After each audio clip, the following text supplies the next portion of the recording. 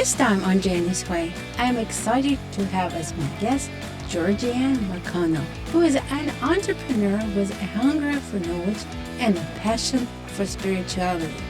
Join our conversation with practical tips and philosophy on how to create abundance and eliminate scarcity, how to leverage your existing clients instead of chasing new clients, life's purpose, and our relationship with money. So, without further ado, here's Georgianne. Hi, I want to welcome to Geni's Way, Georgianne McConnell. How are you doing? Doing well, thank you. So excited to be here. It's exciting to have you. I'm looking forward to our conversation. For those listeners that are not familiar with you, Georgianne is founder of Sacred Soul Business Entrepreneur with passion for spirituality. Thank you for coming to Geni's Way. Georgianne, can you tell us, how do we start our day with abundance? And what does abundance mean to you? Oh, I love that. Yes, I am very big on abundance and money and prosperity. So for me, abundance means living the life that you desire, right? And having enough money, having enough family, having enough love, and everything that you desire in your life.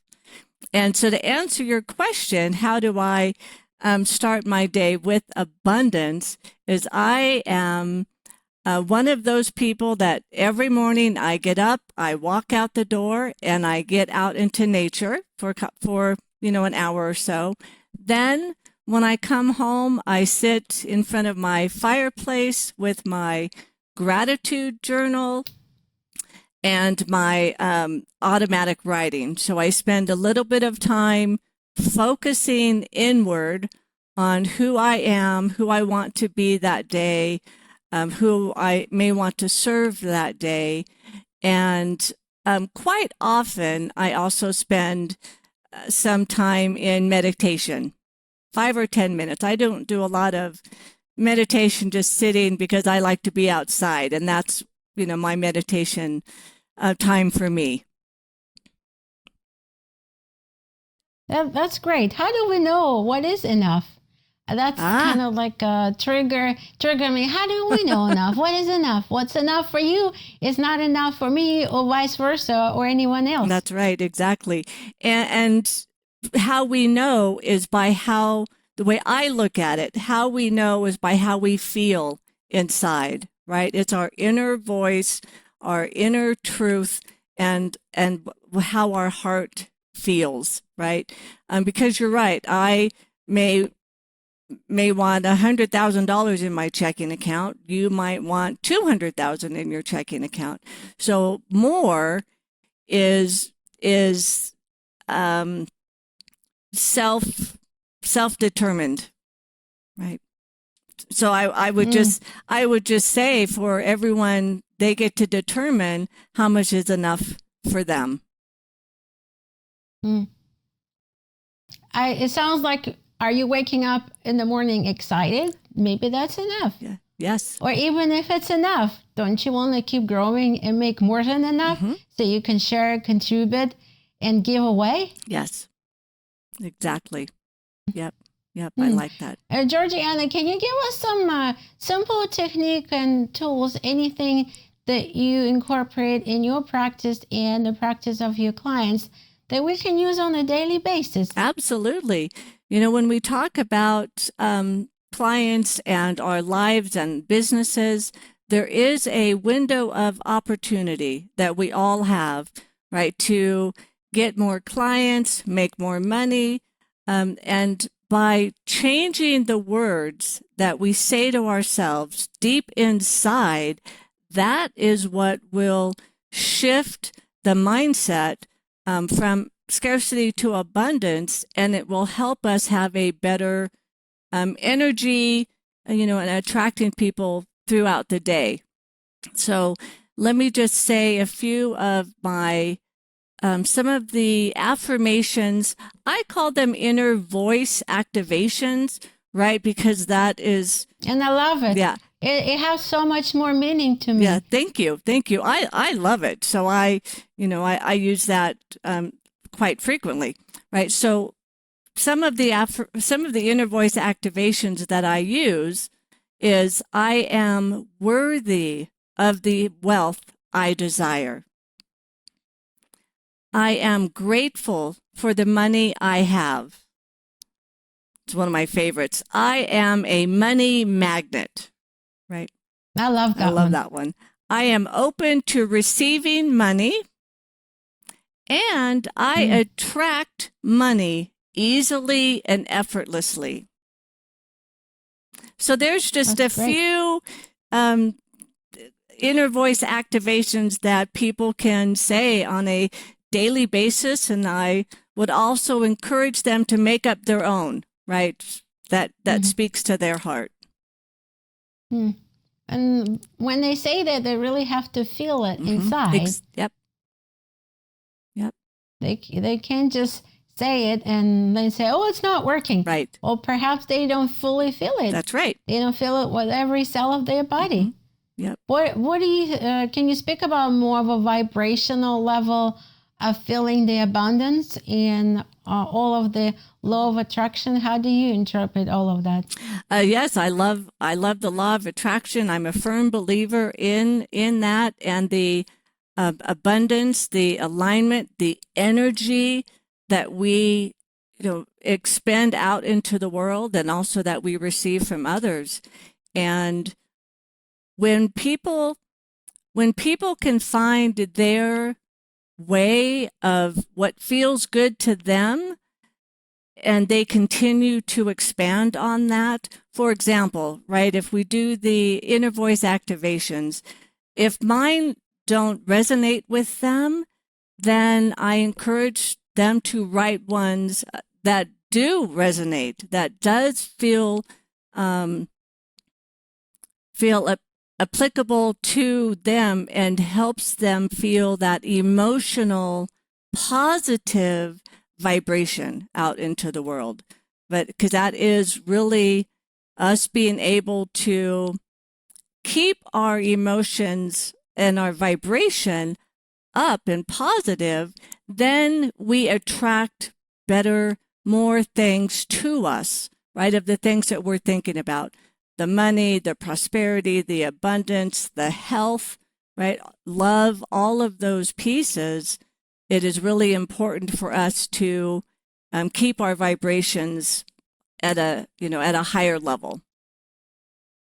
What are the other things to keep our vibration at a higher level? Sometimes we don't feel good. Sometimes there's obstacles along the way. I'm not saying failures. I don't call them failures. Me neither. They're learning blocks. And then we get down sometimes. I feel like it's okay to have maybe a bad moment, but as long as those moments don't last, what is the easiest? A couple of things we can do to kind of elevate our emotion our vibrations when we kind of feel down for hopefully just a few moments. Right. And I'm absolutely with you. We all have stumbling blocks. I call them challenges too, right? I don't call, for me, I've never failed at anything. I've always learned, right, through it all. So to answer your question, some of the things that we can do, even when we are experiencing challenges or setbacks or roadblocks, right, is to try to look at it without the negative emotion. Just kind of let it sit, whatever it is. And in some cases, we want to look to see if there's anything we can learn from that experience. Kind of like what we were talking about earlier with, learning differences with podcasts or with, meetings or seminars or anything like that. We adjust them. In some cases, if it's a bigger roadblock or more emotional, like health challenges, anything like that, we still want to honor what we're feeling and be able to move past it more quicker than we might have done it 6 months ago or 5 years ago, right? For me, I believe that the sooner we can recover from any challenge or setback or obstacle, then better we are going forward, right? In improving who we are as a person. Mm-hmm. What the technique do you use? And you mentioned gratitude journaling. Oh, yeah. Going out in nature, maybe a short meditation, not necessarily spending an hour meditation. Anything else? Yeah. Well, I do a lot of relaxing and just honoring my heart, right? We had talked a few moments ago about energy and being tired or exhausted. And sometimes we really need to listen to what our body is telling us, or our heart, right? Or our soul is telling us. So that's another key part of being able to live the life that we desire, you know. Hopefully that answers the question with that. Well, listen to your body. Yes, it's extremely important. I understand what you mean.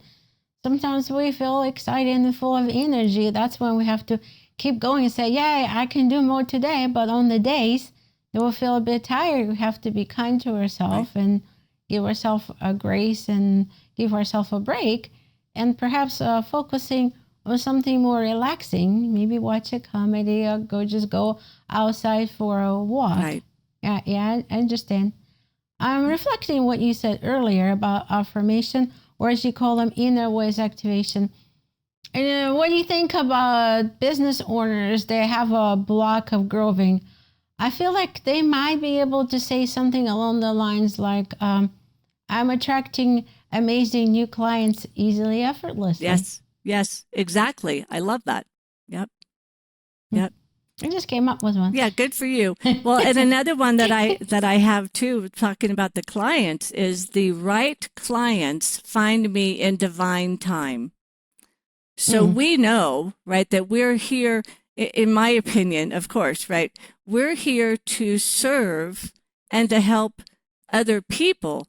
That doesn't mean that every person on the planet is destined to be our client, right? So I want to work with people that want to work with me, right? And that we have that connection, and our frequency, kind of like the law of attraction, like you were talking truly about. aligned with each other. Exactly. And so I like that inner voice activation too, because I want the right clients to come to me. Yep.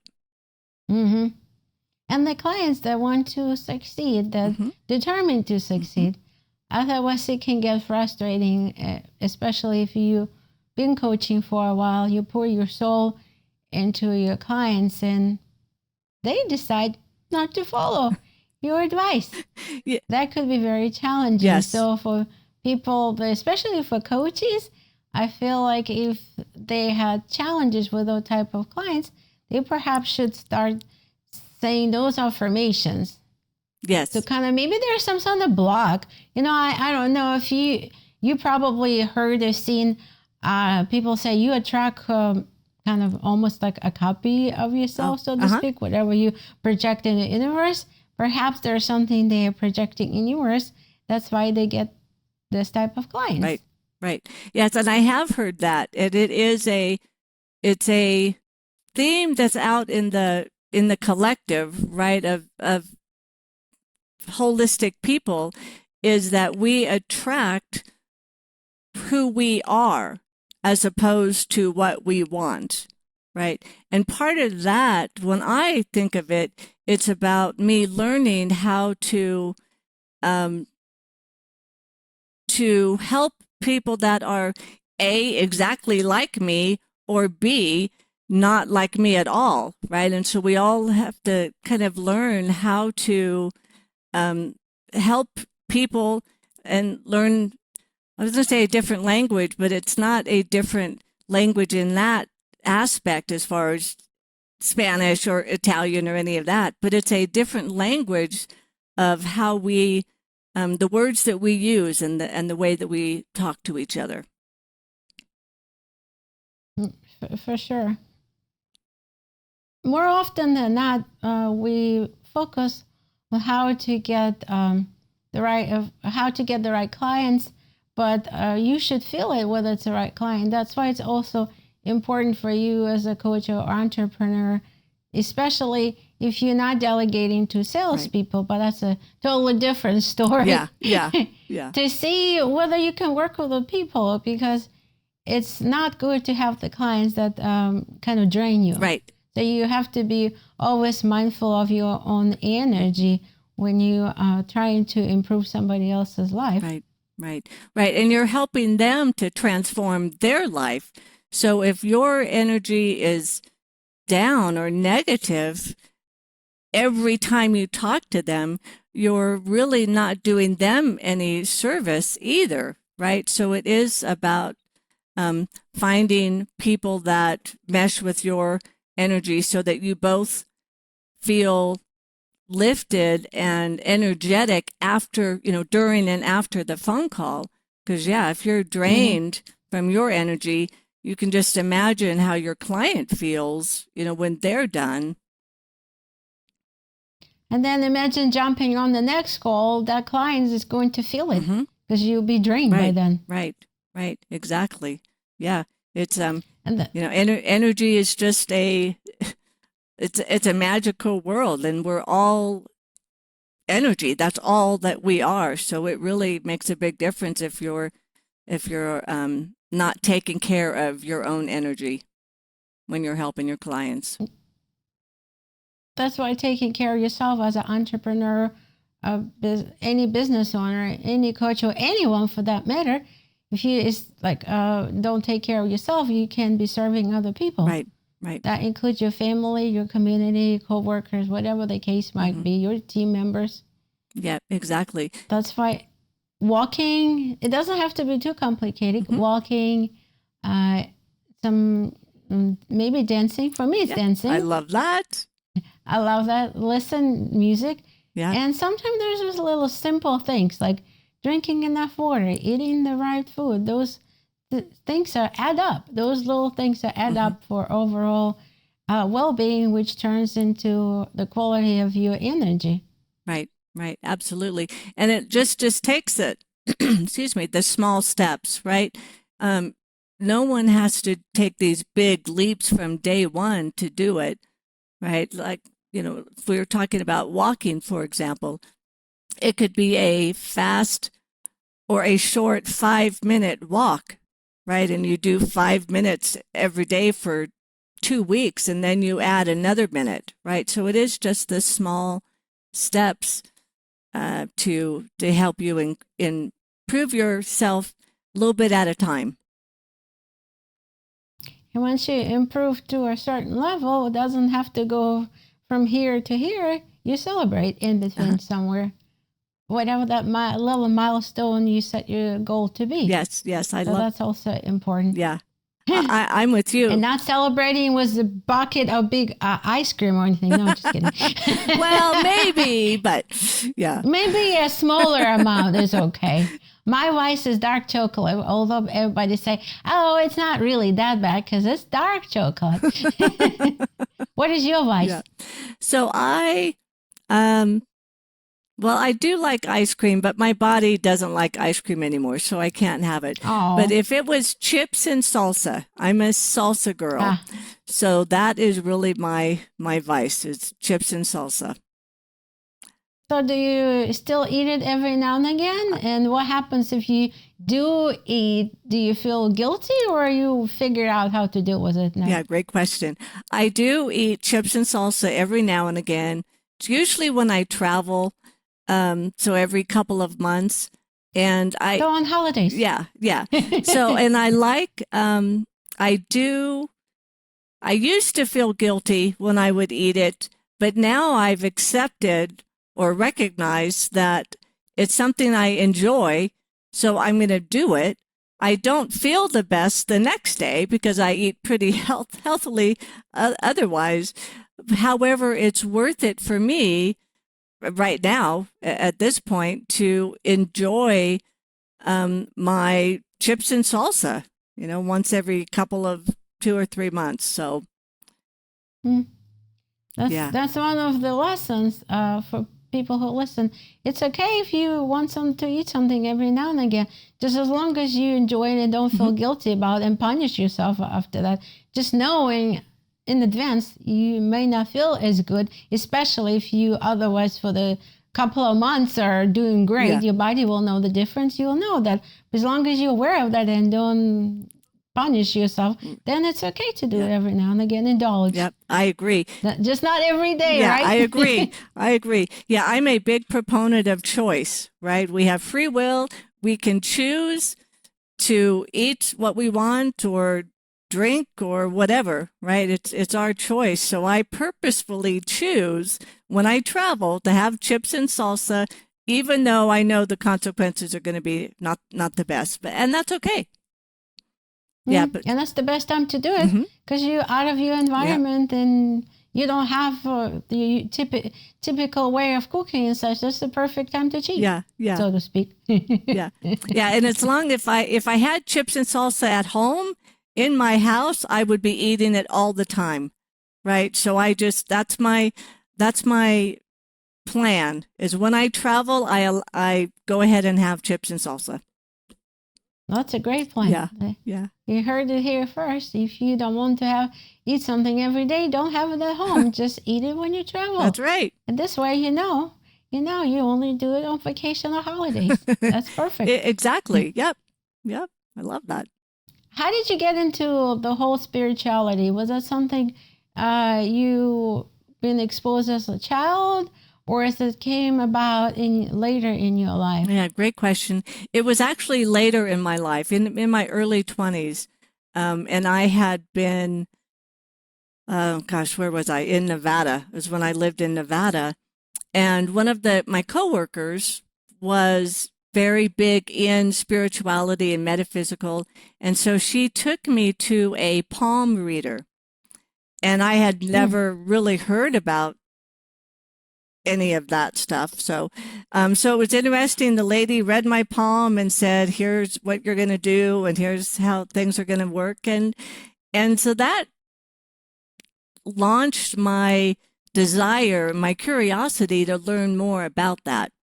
And now I'm just incorporating the spirituality, and beliefs into my business, because it feels right to me, right? To talk about energy. I mean, we talk about money. Money is energy, right? So all of that spirituality and metaphysical and woo-woo stuff, it's just... Is it woo-woo? It can be. It sure can be, which is, fine with me, right?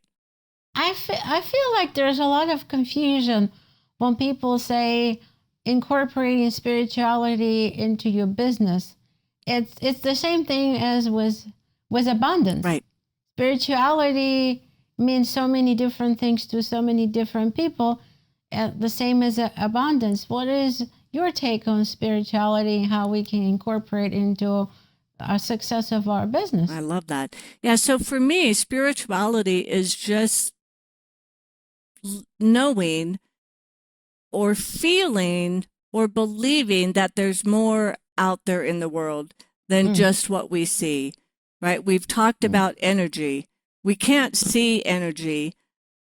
I believe, we sure can't. Yeah, I believe we have energy from nature, from you and me, right? And money in this particular case that we're talking about. But for me, the spirituality is just that it's bigger than us. It's not just me in this world trying to, build my business and talk to people and help them with their money or their mindset or whatever. It's about an energy that surrounds all of us, even if they don't necessarily believe in the spirituality. But for me, it's a different feeling than religion.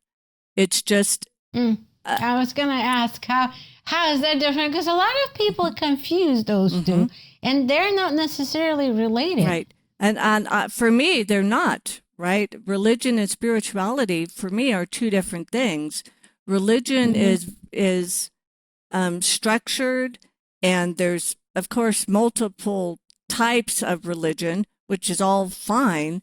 But spirituality kind of is a different feeling than the religion, right? It's like I could be of one religion, you could be of another, but spirituality, we can still be connected. we can still be connected, absolutely. And there's no I was gonna say, like, no rules or no things that I could get in trouble for, right? Or different. And I don't mean to say anything negative about religion. Religion is fine. It's just a different experience for me, right? To be more spiritual than the religion.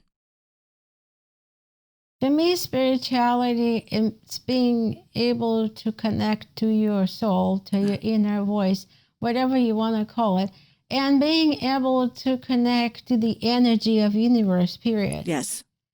Oh, like Esther Hicks, I'm sure you know who I do. she is, I had no doubt. It's like she gave an example. Well, let me tell you guys, if you start vacuum, you remember that example she was giving? Yep. If you start vacuum and that vacuum is not plugged in, how far would you go with that? Would you get your job done of vacuuming? Nope. So when we're waking up in the morning and we're not connecting to our soul or spirit, whatever you want to call it, right. To me, it's almost interchangeable in a way, somewhat. But of course, you ask everybody, they'll give you their own interpretation and their own definition. But to me, I kind of put it underneath that umbrella, and how Esther explained it so great. That example is like, well, why are you surprised you can't function on all the cylinders? You're not connected. Right. We have to make sure remember that charging ourselves is very important. And again, when I say connected, most important in the morning, that could mean so many different things to many different people, because everybody have their own practice that works for them. I can't do an hour meditation. Doesn't sound like you can either. No. For me, it's more be able to go outside and connect with the nature, hear the birds singing, look at the trees, that kind of stuff. Or if it's not in the morning, some during the day, music and dancing. That's my other things that keep me grounded. But yeah, I felt like that example illustrate how we have to remember that to take care of ourselves, whatever that connecting means to you. What does that mean to you to connect to the universe or the energy? Right. You have to figure it out. And you probably teaching your clients how to do that. I do, as part of my programs, is we do kind of talk through what they do to connect, right?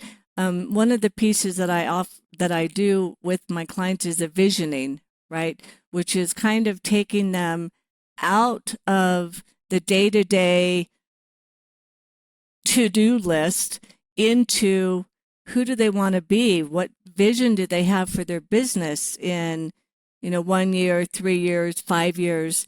And to start that's when we connect to the heart. We connect to source, to the universe, whatever verbiage, they want to use.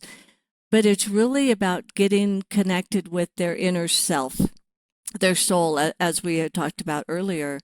And I feel that's so critical, because otherwise we just start doing the to-do list, right? The do. Do. Yeah. And we really want to be a bee, right? We're a human being, not a human doing, right?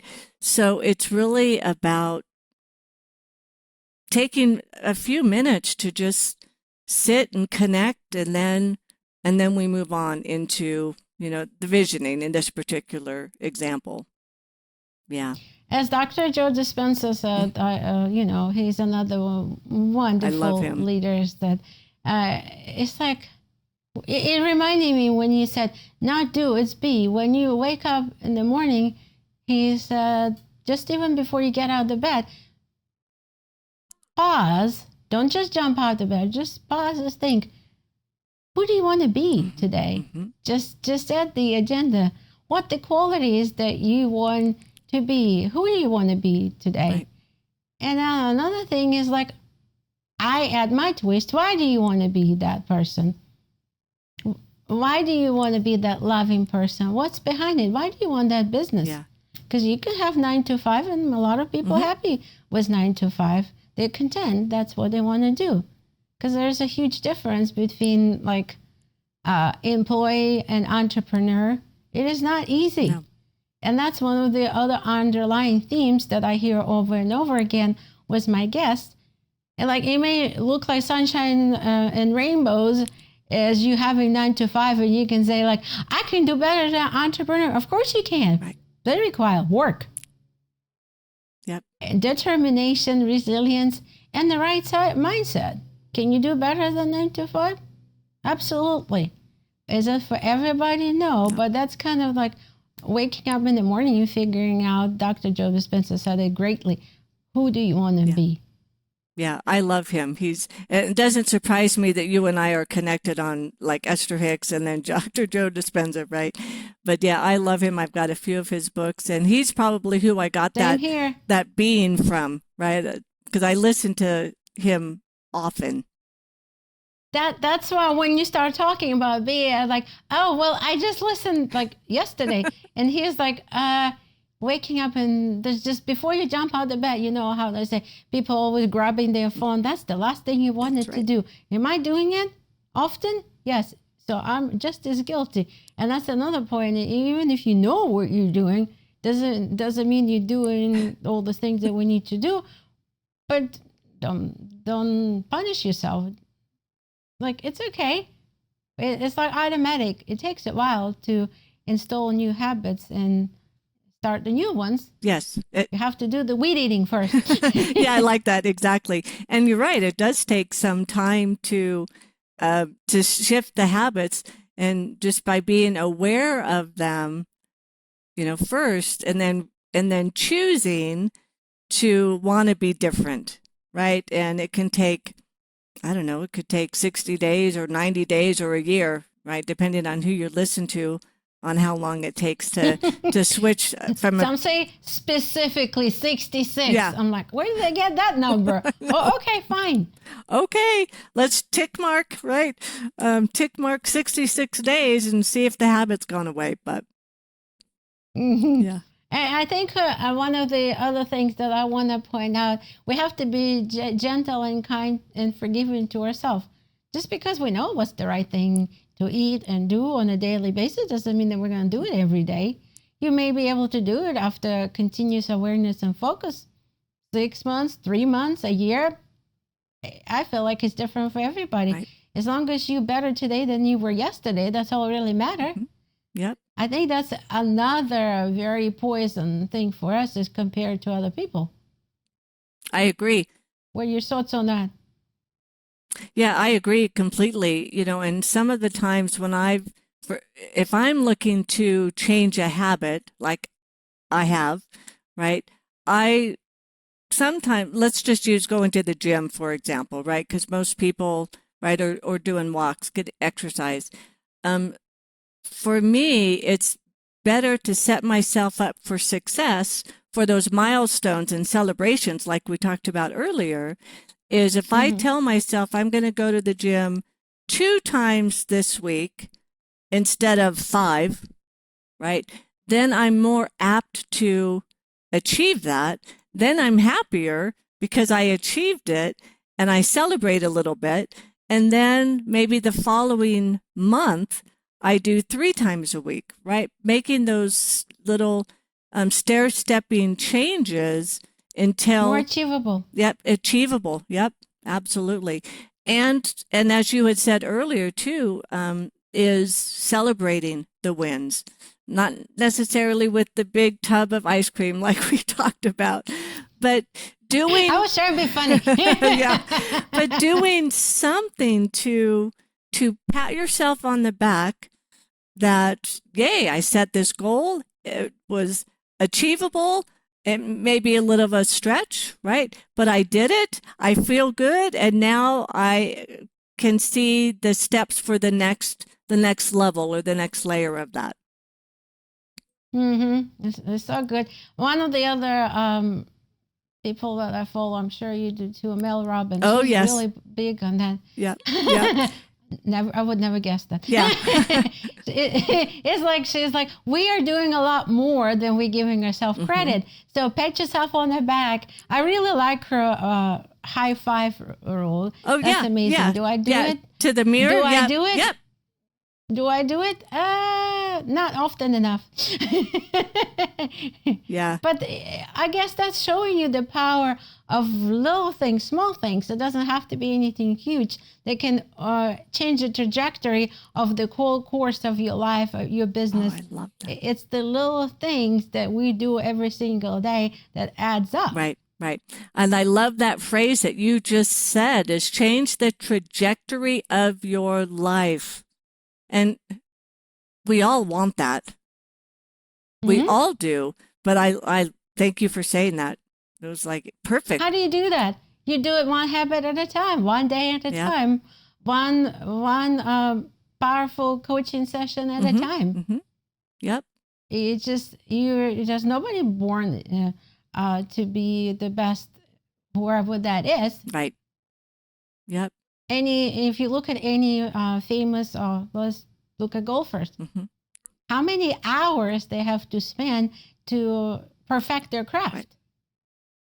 And they're continually practicing.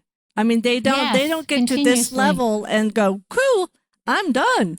No, they keep going, and that's who we are as humans, is to keep going and keep changing and growing and improving and learning new things. And yeah, I love that. I love learning new things and continuously growing and learning. That's interesting. We didn't realize the biggest reason why we're connected. We follow a lot of the same teaching.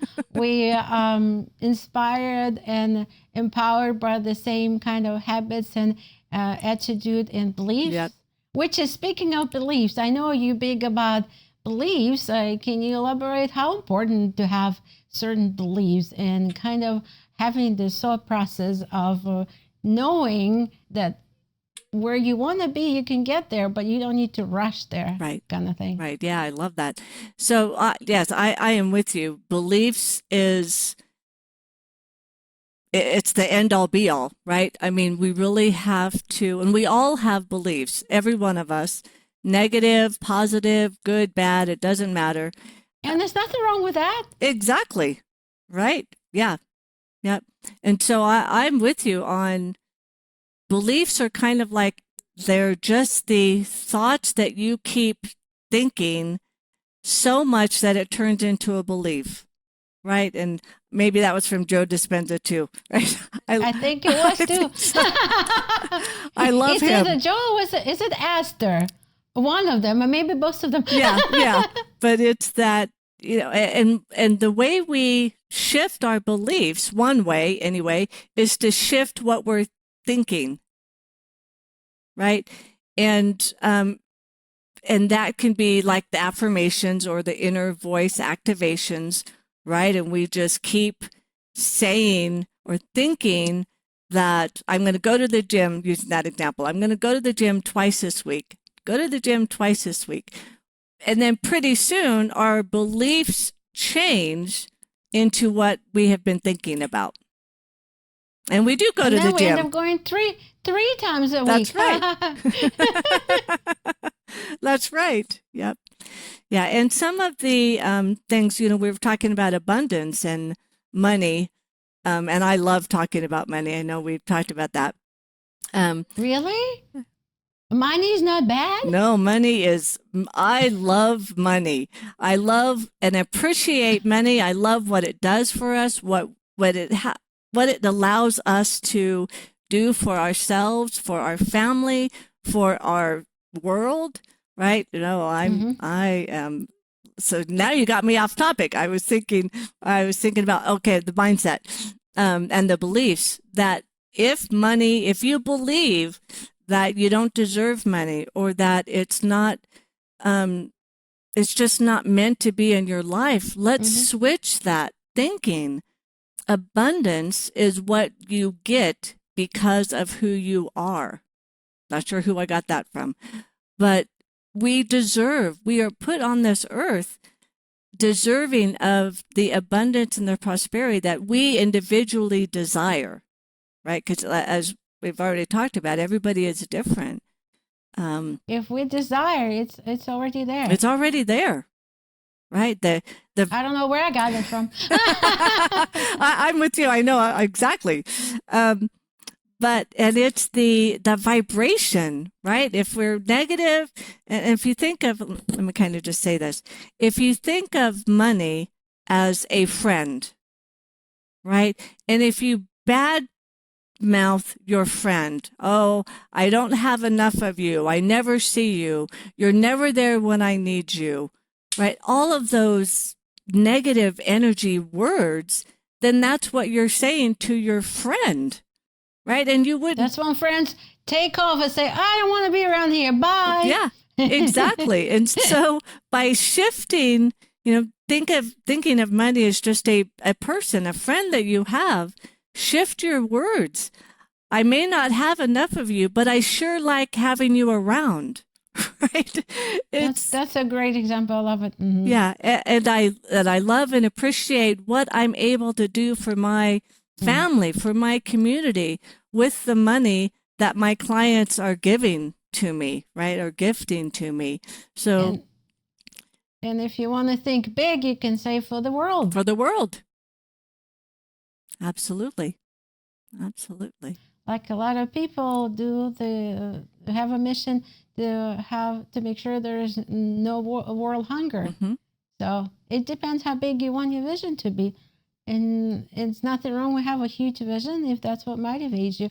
Or some people need to have a smaller achievable steps. That's what keep them going. Right. And like we said before, it's different for different people. Some may see the big vision and they get overwhelmed and shut down. That doesn't work for them. Right. And it's similar to, the you were talking about world hunger, right? It's also like fresh drinking water, right? It's astounding to me, the people in this world that don't have access to water that we just take for granted.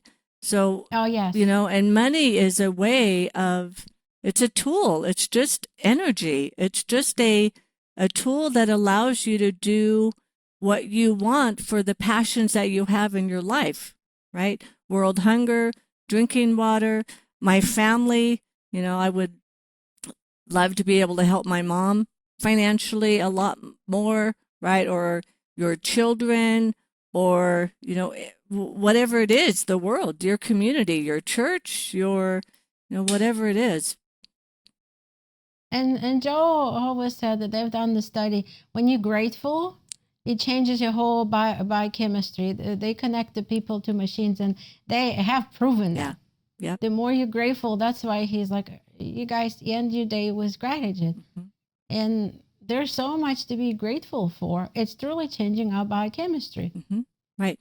And sometimes people think that they have to be grateful for bigger things, right? But there's days, kind of like what we talked about earlier too, is when I'm having a challenging time, health-wise or whatever, sometimes I am just grateful to get out of bed, for the breath that I have, for the food that I have, right? It doesn't have to be this huge, I'm grateful for the, $10 million that I just got. No, really, I'm grateful for, so I have a hummingbird nest in one of the trees in my backyard. And so now I've got 2 baby hummingbirds, which is so cool. So I'm so grateful that hummingbird chose my tree to build a nest in and have 2 babies. So it can really be just simple things like that to be grateful for. And grateful, speaking of grateful and how we can empower ourselves with that in relation to, I know you like to talk about how we can leverage our existing clients with the abundance mindset, like people chasing new clients, but what can they do to nurture the existing clients so they don't have to be as stressed as most of the business owner to acquire those new clients, because that takes so much energy, money, and effort to acquire new clients. Right. Yeah, great question. So one thing to remember is the fact that you attracted that client to you means, kind of like you and me right now, means that we talk the same language. We like the same things. Your client likes what you say, likes what beliefs that you have. Maybe not all of them, but they've already gotten into your community. So when you think of that, what you can do is look at, just simply look at some of the other products and services that you may have already created that this client that you've had for 2 years may not know about, and they may love it. So it's as simple as inviting them to take a look at maybe an online course that's already been created, and you invite them to take a look at this new program, and chances are a lot of them will say, yes, I had no idea that you had this program. I love talking with you. I love listening to you. I would love to learn about a different topic with you, right?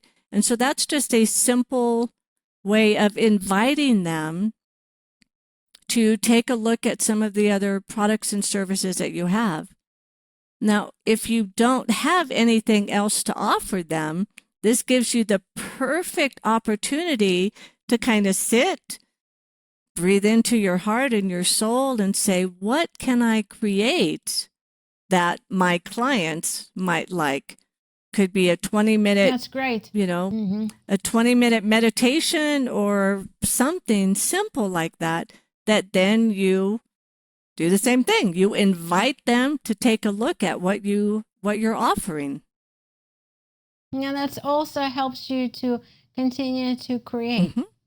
So it's solving not just one challenge, it's kind of solving two. It keeps you in a creative flow, which is extremely important as a human beings, as a creators, and also you're giving value in helping your business bottom line. Right. It kicks all the boxes, win, win, win, from all the angles. Yep. I love that. And as far as being the creator, right, and thinking is we all evolve, right? So you may even have speaking to a business owner, they may even have a online course that they created 5 years ago. Well, take a look at it, review it. What can be updated to today's world, and then re-release it out to your existing clients. Maybe there's an upgrade, right? Or Absolutely. Maybe you want to add a 90-minute one-to-one call with them, or something like that. Because if they're already in your community, they already like what you have to say. So it's a win-win-win. Continuously evolve, create, and provide greater value. Right. How can you improve their experience? How can you improve their life and nurture? It's like you're nurturing clients. Is the one that you're in? They're already in your ecosystem, like you said. Right. Why don't you help them do better, feel better, whatever that better is for them? Yeah, and that's great, I think. Well, I know you're really big on reigniting your purpose. And some people have great challenges in figuring out what the purpose is to begin with. And then what is your take? Is the purpose continuously evolving as we evolve and grow and create? I think so. I mean, that's my belief, because we as human beings, we are evolving. I'm not the same person today that I was yesterday, right? Yeah. So I am a big believer in the evolution and, changing and creating and curiosity, like we've talked about. So you don't feel like there's anything wrong with some people say, well, my purpose keeps changing every couple of years. There's nothing wrong with that. Because you're changing, your goals will change, your mission and your purpose will be evolving. Otherwise, you're not growing. That's my take on that anyways. Right. I agree wholeheartedly, right? And that's when we talk about business or even personal, right? I don't know if you've probably have heard of this, right? But I choose a single word at the beginning of the year that takes me through the whole year. My word this year is courage, right? So I was going to ask courage. Okay. So I purposefully. I wonder why. Yeah. What particularly triggered to pick that word for you? Yeah. Well, as some women, I'm just going to say it that way. Some women, we can get. So we won't be biased here. I know. That's right. So we tend to think of ourselves some days as a little smaller than who we could be, right? And I've lived just sometimes, and I've lived a large part of my life that way, feeling like, well, who am I to say anything, or how is my knowledge or experience any different than yours, right, or somebody else's? And so I purposefully chose courage to remind myself that I have the courage. It's already inside me. So I want to act on it. I'm choosing to act on it more often. So if I get a request to be on a podcast or do a speaking event, right? My heart may go, no, because, right, who am I? And then my courage steps through and says, yes, let's do this. And so that helps me. That's great. I love it. Yeah. That gets you out of your safety box, gets you out there and showing your gifts and letting you empower other people, hopefully inspire and empower so they can be better for their family and their community. Right. Love it. Right. Thank you. And kind of going back to the talk about purpose, right, is for me, I believe that, yes, every day our purpose can change. Life changes.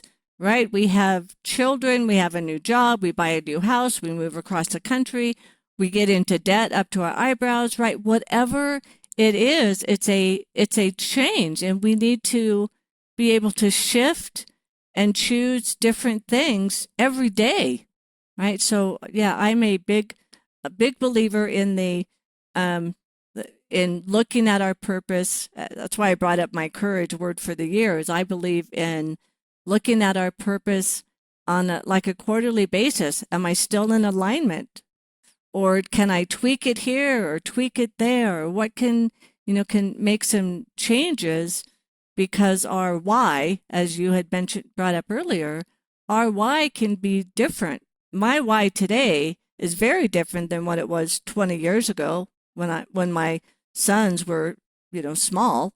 Now they're adults and grown, and so yeah, our purpose and our why has to evolve with who we are as a person. And that brings you to the point, like our purpose and our why have to be in alignment with our soul, and then you have to feel that you're in alignment with that. So all of it, as you can tell, all of it is all connected. It's like looking as a whole being from a different angle. So this is absolutely amazing conversation. We brought up some great tools and things. Is there anything else you want to add that I haven't asked you to mention? Yeah, I have so enjoyed talking with you and having this conversation. I would say that just as a last little tidbit, right, of as we talked about money and being your friend. So if you can, your audience out there, right, if you feel like you're blocked or not having the best relationship with money, sit down and write a letter to money and just say, "Dear money," and whatever comes out, I love you, I hate you, I'm scared of you, whatever comes out. And I bet that you will be amazed at how once you get it out and recognize your relationship with money, how it shifts going forward. So good. Well, I want to thank you for your time, Georgianne, and the great conversation. And thank you for coming to Geni's Way. It was an amazing conversation. Nice, Thanks. nice. My biggest takeaways from this conversation that our daily habits, especially how we start our day, will affect our energy and make such a difference in growing greater abundance in our lives. And the techniques of meditation and spending time in nature do so much for us.